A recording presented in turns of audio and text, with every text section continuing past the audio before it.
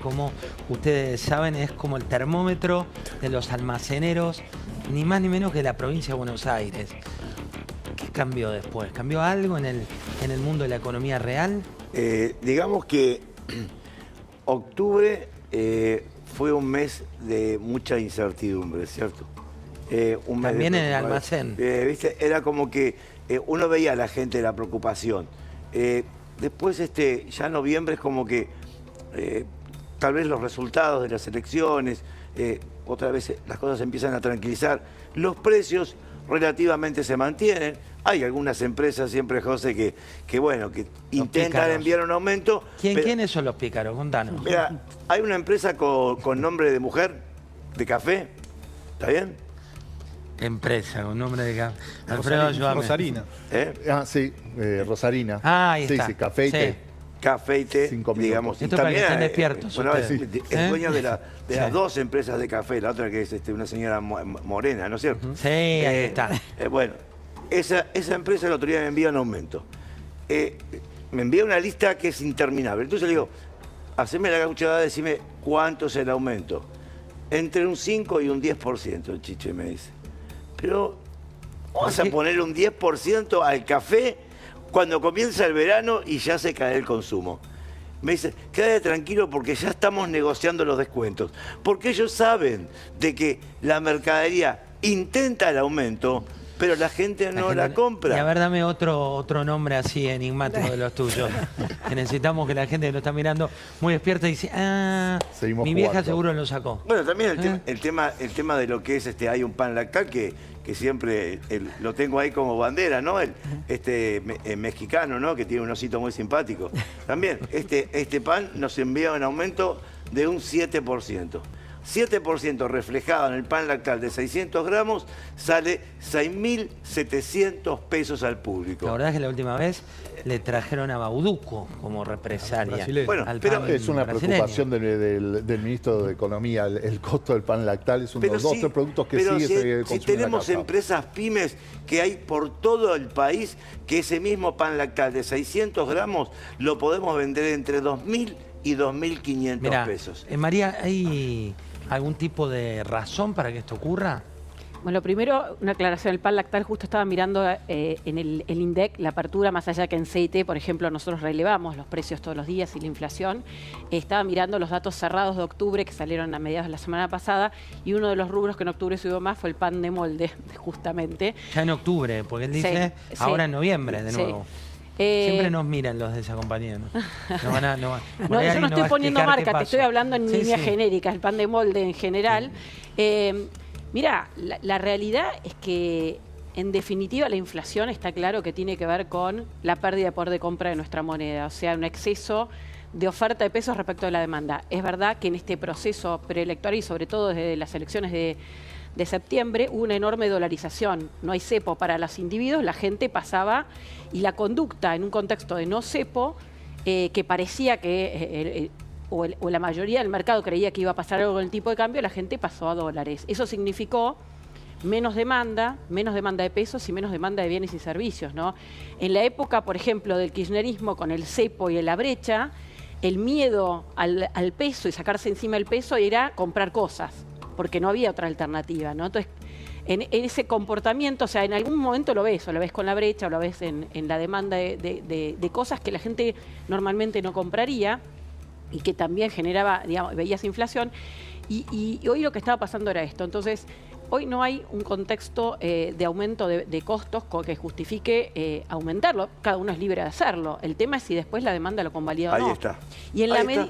El tema es si la gente convalida el precio. Exacto. Entonces, yo, obviamente, después de tantos años tengo relación con muchos mayoristas y me dicen, no te das una idea las empresas cómo están tapadas de mercadería. Y no nos olvidemos que la mercadería que nosotros comercializamos tiene fecha de vencimiento. Sí, con lo cual, mirá, Mariel tiene el tema de las expectativas y también los desvelos de los argentinos que nos sirve para poner parámetro. ¿Qué va a pasar con el país en un año, Mariel? Bueno, la verdad que lo que nosotros veíamos era que el gobierno de Milei, a pesar de que tenía un 60% de desaprobación, ¿no? Un 50 y algo por ciento el último mes, sobre el último mes de la elección, los últimos días creció un poquito más.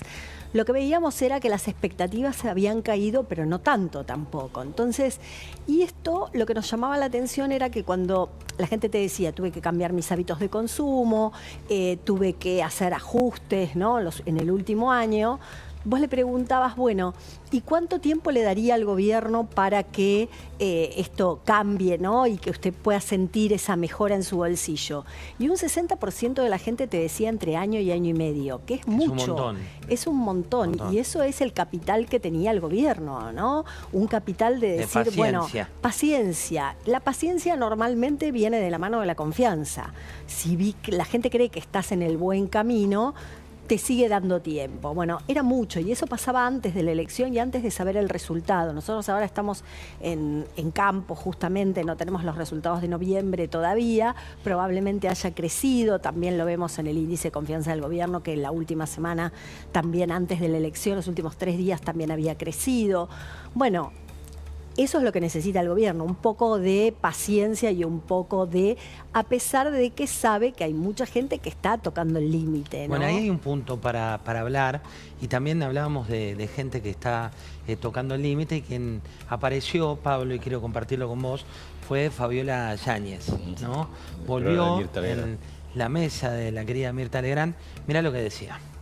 Cada vez que a mí me han preguntado por este tema, y no voy a cansarme jamás, nunca, de pedirle disculpas a todos los argentinos. Sé que no se debió hacer. No fue ni un brindis que organizó mi querida Fabiola, no fue una fiesta, no fue lo que se mostró. Yo no fui la persona que dijo no estuve presente y después apareció en una foto. Eso no debió haberse hecho. Claro. Lo que simplemente digo es que yo no lo organicé. Pero el presidente se lo ve con una copa en la mano, ¿eh? Bueno, el presidente fue el que primero dijo yo no estuve presente. Sí.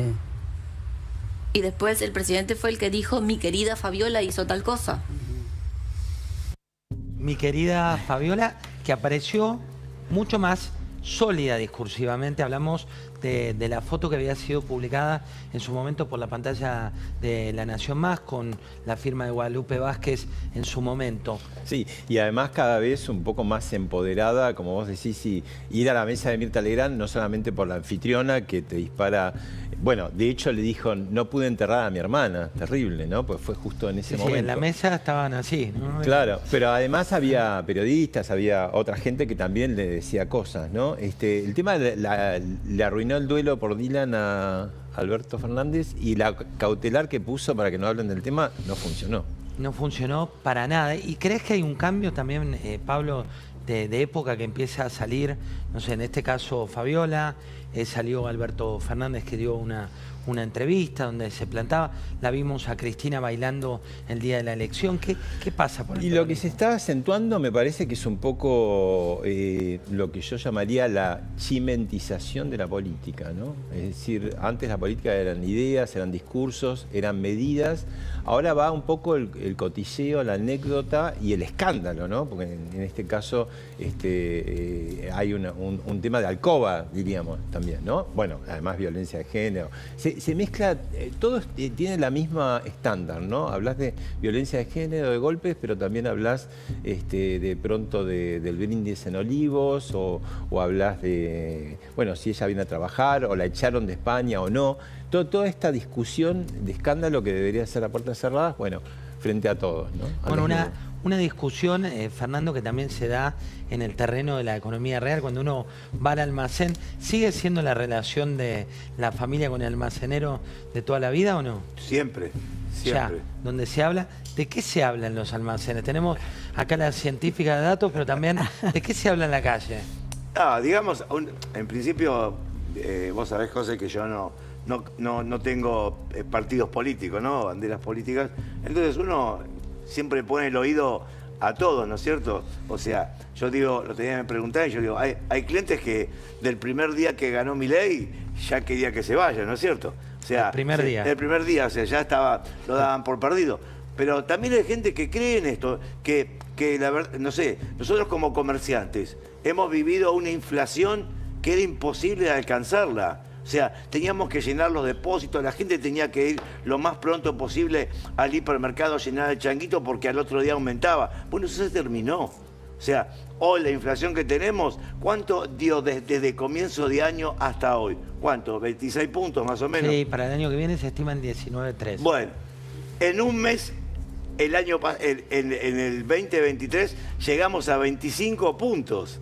Entonces, todo eso, la inflación fue algo destructivo para la economía de la familia, destructivo para el comerciante, destructivo. O sea, esto es lo que se está iluminando y evidentemente, claro, vos ves que la gente viene al negocio, compra lo que necesita y se va. No es el llenar el changuito. Por eso es que, gracias a Dios, nuestros comercios han crecido, según una consultora, 9.4, cuando el hipermercado tiene una caída de 2.1.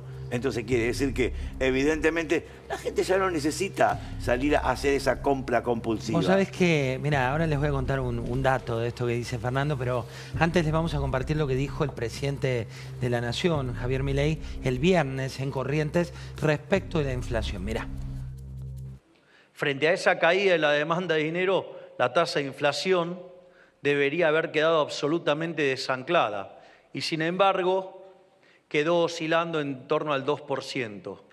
Por lo tanto, en la medida que se recomponga la demanda de dinero y la economía siga creciendo, también es un dato, la tasa de inflación se va a desplomar.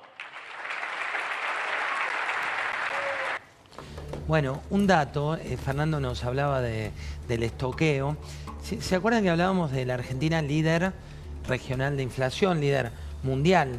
Pero había dos proveedores, uno Alfredo seguramente lo conoce muy bien, de pañales, una de las principales compañías de pañales.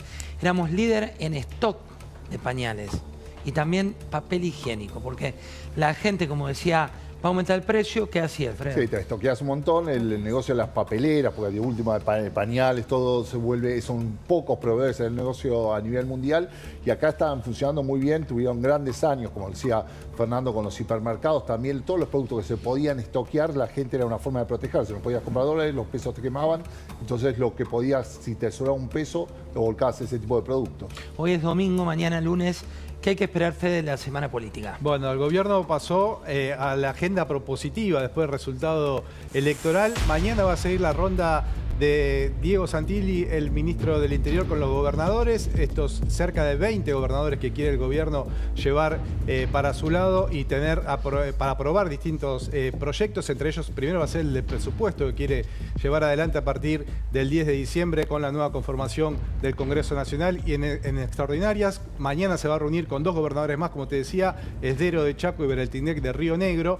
El martes otro que está con problemas también es Axel Kicillof, no solo por la derrota que tuvo en la elección nacional, sino porque tiene que otra vez mandar el presupuesto provincial y el endeudamiento, José. Vos sabés que hay un dato también, hay una página web que se llama Movimiento Derecho al Futuro, que es donde está la apuesta presidencial.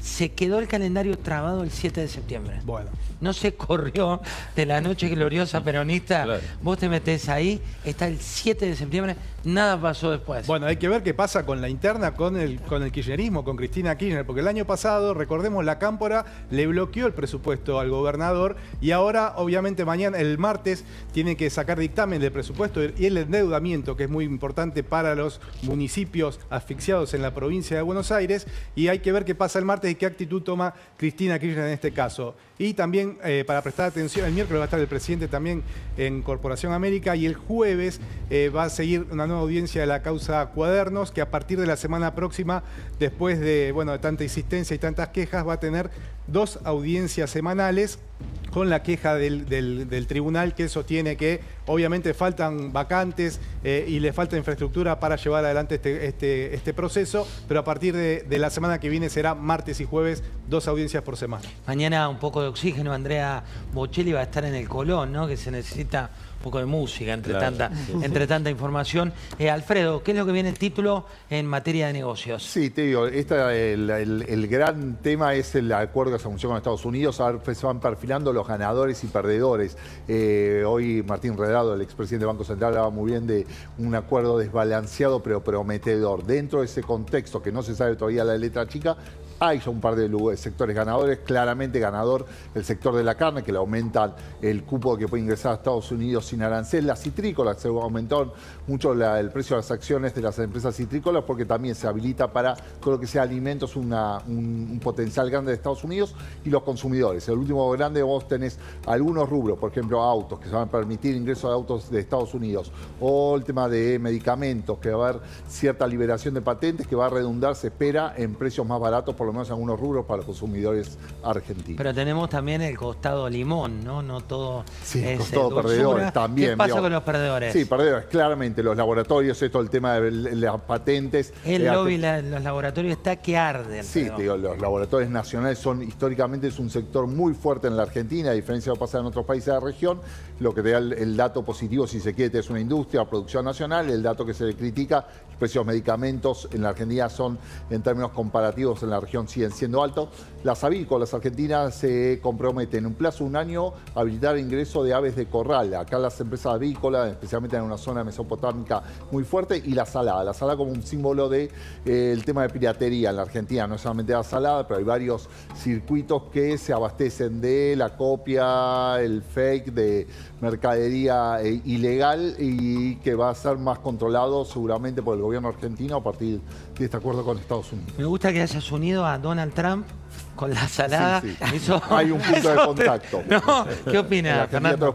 Hay un punto ahí. María, ¿por qué en un título, por qué es importante los Estados Unidos? Bueno, yo creo que es un acuerdo de comercio, pero también de inversiones. Y yo haría hincapié en todo esto, ¿no? Creo que lo que plantea es un avance enorme en términos de que además en ese contexto hay compromisos que tienen que ver con cómo ayudar a Argentina, no solo la decisión del gobierno argentino, sino con un compromiso con otro país y después probablemente con el acuerdo con la Unión Europea que amarque a todo el Mercosur para empezar a abrir un poco más un país que es altamente cerrado, que tiene muchísimas trabas, incluso trabas para arancelarias en el comercio, para frenar, con esa mirada de cerrarnos y vivir con lo nuestro, que nos llevó a este estancamiento y alejarnos de poder acceder a inversiones. Y creo que ahí hay una mirada estratégica que ya lo había dicho Estados Unidos, que apunta a que empresas estadounidenses incrementen sus inversiones en Argentina, ¿no? Entonces, este acuerdo es un marco interesante para que las empresas lo hagan. Entonces, en ese sentido, vamos a ver la letra chica, pero creo que es